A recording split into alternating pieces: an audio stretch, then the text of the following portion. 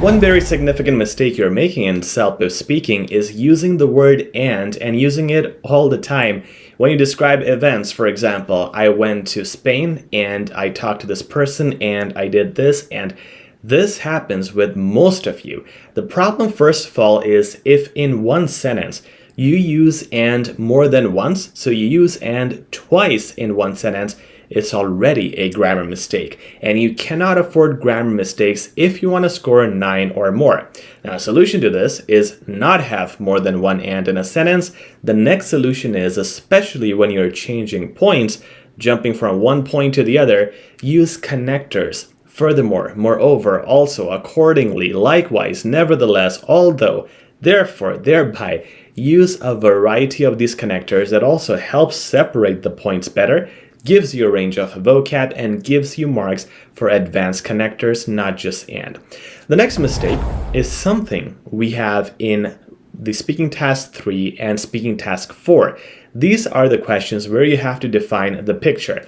Now, one thing that you would always say is on the right, we can see this. On the left, you can see this. It's the on the right problem. That's what I call it, because it's always the same thing with every candidate. You will not get good marks if you sound like others and if you don't have advanced, unique expressions. You can use a lot of expressions. For example, saying in the background, which means people towards the back of the picture, and in the foreground, which would be the ones toward the front.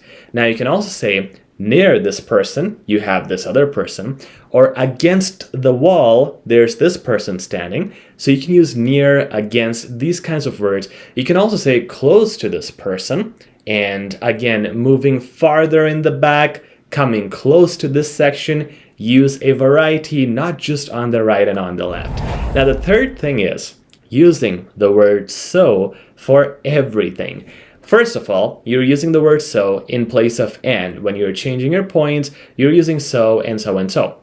Don't use and, but even better, use connectors. Use things like furthermore, likewise, moreover, also, as I explained earlier. So this would be a much better solution when you're changing points.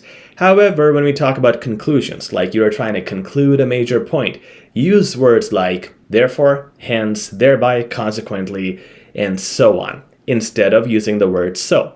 In fact, if you are making a major conclusion, use the word to conclude, or in conclusion, or conclusively.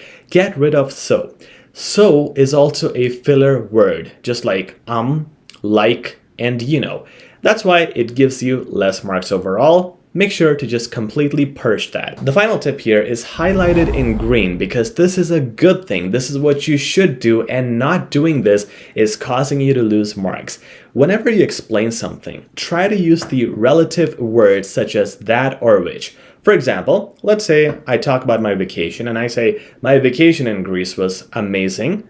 Now I'm going to try to explain it a little more. I'm going to say my vacation in Greece or Spain was amazing, which is why it was quite memorable.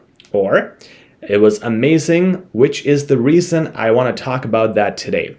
Let's say you're talking about a thing or a person. Let's say in picture 4.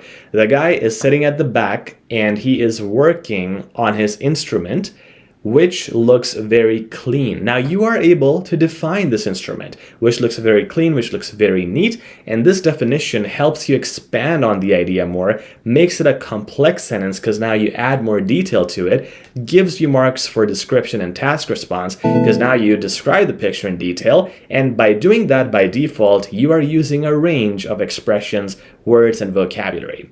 Follow these 4 tips and avoid the negative things in CELPIP speaking to score a CLB 9 or higher.